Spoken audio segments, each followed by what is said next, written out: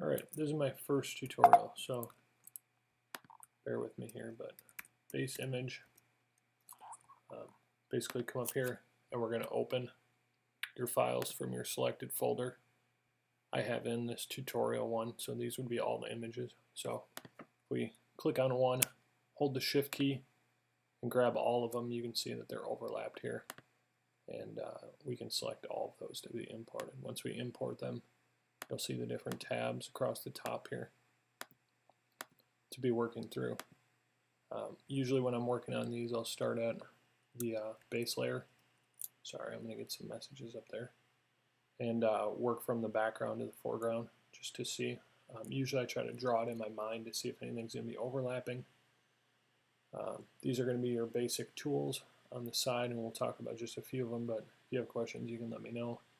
Down here, these are going to be your layers. So basically this means, you know, if you want to group different plantings or mulching on different layers, this is how you would, you know, make sure that objects are in front of other objects.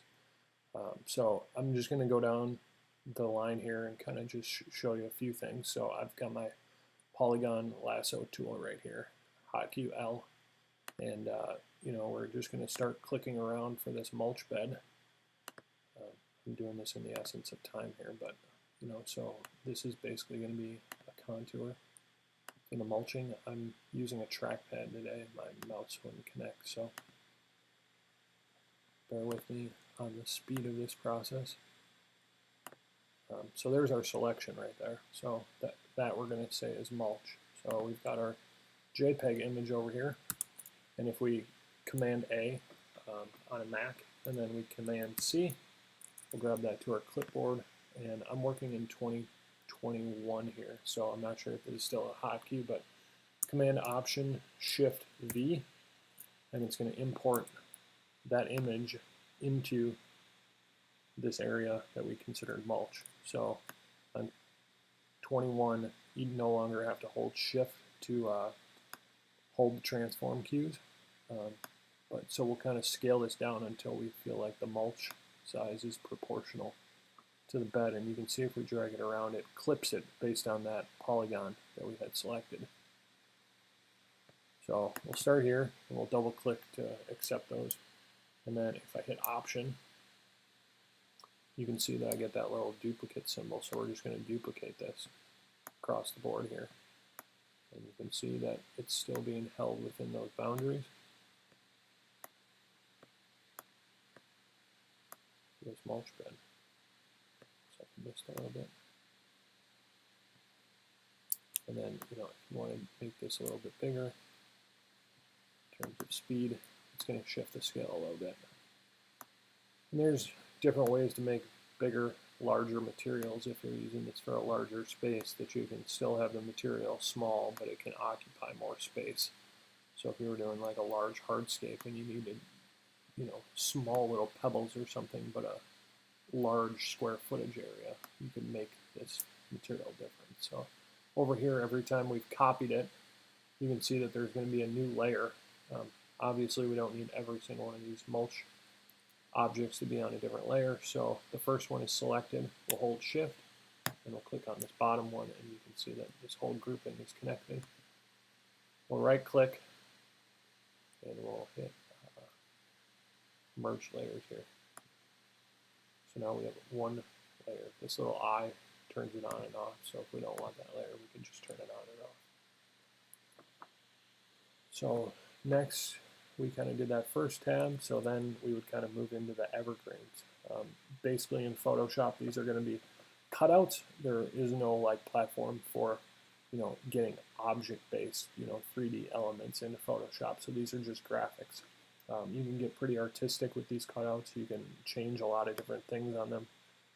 We're going to want to either import them as a PNG, which means that there's no background associated with it, and sometimes you'll get a PNG that is actually a JPEG, and the one way that you can tell the difference, if I Command plus here, I can zoom in on this, but so it's got these squares, and if I click on it, I should be able to drag it and the squares won't move. That means that the tree is its own object over the background layer. So when we make these, we can also make these from a JPEG, and we can just use that same lasso tool and we can cut around it.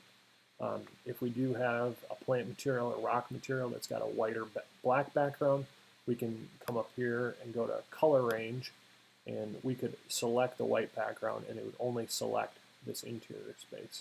There's a lot of different tricks and tips to be able to select different objects. So this one, if you're searching Google and you need a specific plant, you can always just type in the plant that you need and then type in PNG after it. So right now I'm going to Command A and then Command C. So now I've got this on my clipboard, and I'm going to go back into our base model here, and then I'm just going to Command V to paste this. So all I did was copy and paste. So this is going to be our first evergreen tree.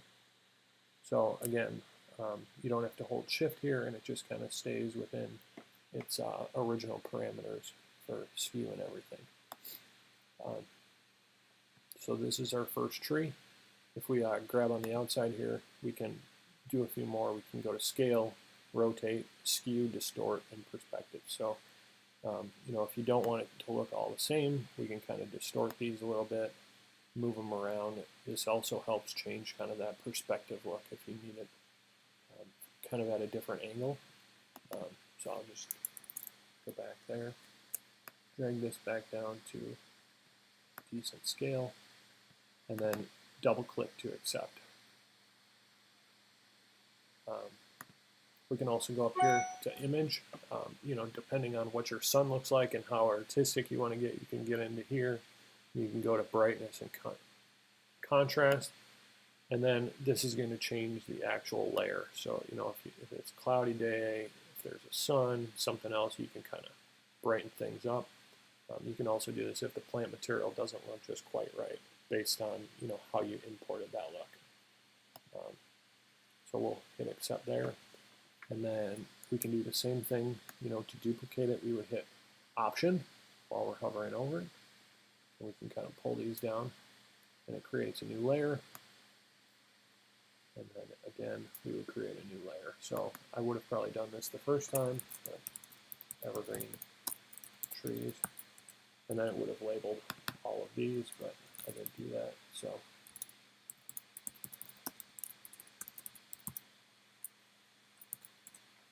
just going to rename it here. Once you get a bunch of elements in here, it's nice to be able to have these so that you can quickly turn on and off these different ones. You can also put these into different folders or groups so that you can turn them all off and on at the same time. So before moving on to kind of that perennial look, I'm just going to go in here, and this last one that I imported were these trap boulders. So this is just a JPEG image, which you can see from the file location here, and I zoomed in here on the photo. Usually try to find decent quality images. I already took the lasso tool right here and selected, so basically just click around this object. This is the rock I wanted, so you can really use any object you want to kind of create the perspective. Command C to select this. Now I'm going to go back to my base image, and now I've got this rock. So I'm going to again scale this for the purposes of this. And these are going to be kind of, maybe some outcropping looks to be able to pull this in. And then, so we'll hit Option to duplicate that. And then, we can scale this down to make it a little smaller. Anytime you double click, it kind of gives you, it accepts the transformation. So makes things a little clearer. And then if I click warp, you can do some kind of different things to be able to make this rock look just a little bit different than the other rock. This always doesn't work super great, but it's kind of quick and easy to make different plants and objects look different than the others. So there we've got a couple of rocks, and then we can pull this one back, and then we're going to have a little grouping of 3, but we want this one a little bit longer and skinnier, so we'll hold shift and just drag it And then you can see this layer actually drop below this layer, so it's actually behind. So if we wanted to pull that in front, we would just drag it up. Then we can go back up here and go to adjustments. So this rock looks a little bit different. We can make it darker, lighter, whatever we want to do to kind of create some variation between.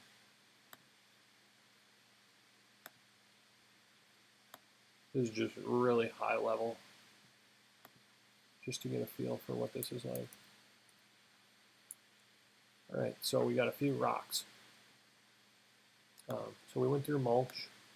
We got this evergreen tree, and then we can put in this hydrangea. So we just do this again. This is a PNG object. I just have a bunch of cutouts. These will all be in the folder. But so Command A, Command C. We're going to select it. We'll go back here, and we'll get our object.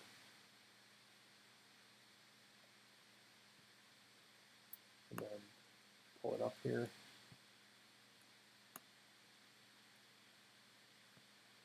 And then we're going to kind of have this behind this rock here, but in front of the trees. So if we double click it, we'll get that back. And then maybe we want like a couple more through there.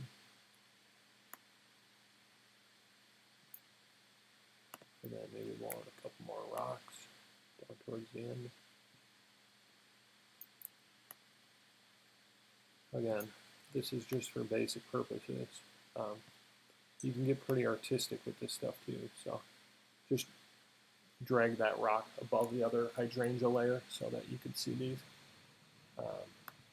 So here we've got some cone flowers. Generally speaking, things that are skinnier and rougher, you can see these edges, they get kind of like cartoonish like.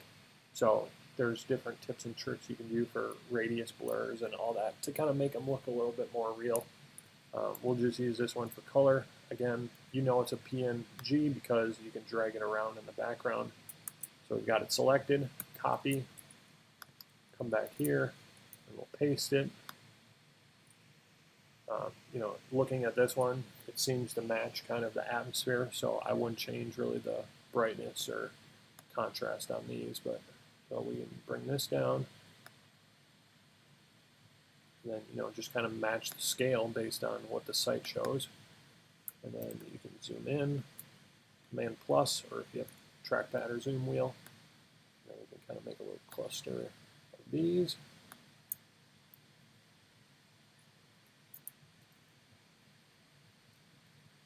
And then maybe we want another little cluster down here to kind of bring the eye across.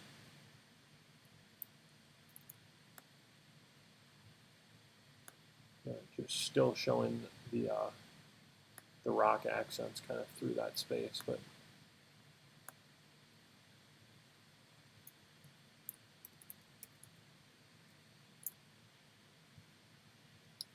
all right, pretty cool.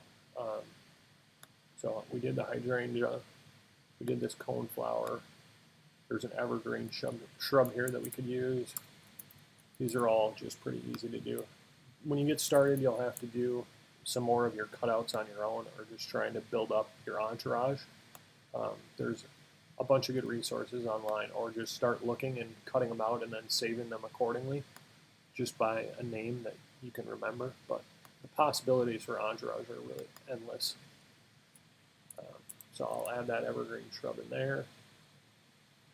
And then maybe we'll do just a little bit of the salvia. So you can see these, you can spend quite a bit of time cutting these out.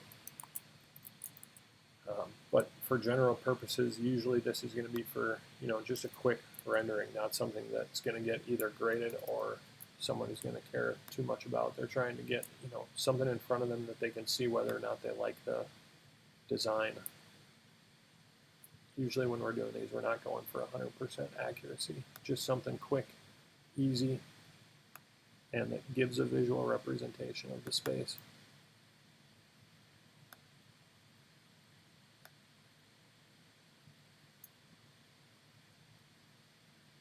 And then maybe we'll move, a little bit more back here.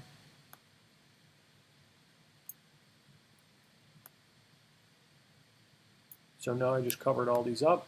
I'll hit Shift and hold it, and I'll select these three, and you can see now these three are all on the same layer. I'm going to merge these layers into one because I want to group them together. And I'll name these May, Night, Salvia. Normally I would rename all of these before copying all of them, but in the essence of time. So now I would like this, towards the back, and I name these evergreen trees. So I'll put it right there. And now you can see the rock, you can see the cone flowers in the front, and then the salvia is kind of in the back area. So pretty quick we get, kind of this general landscape feature. And you can see how it came to life compared to the other side here.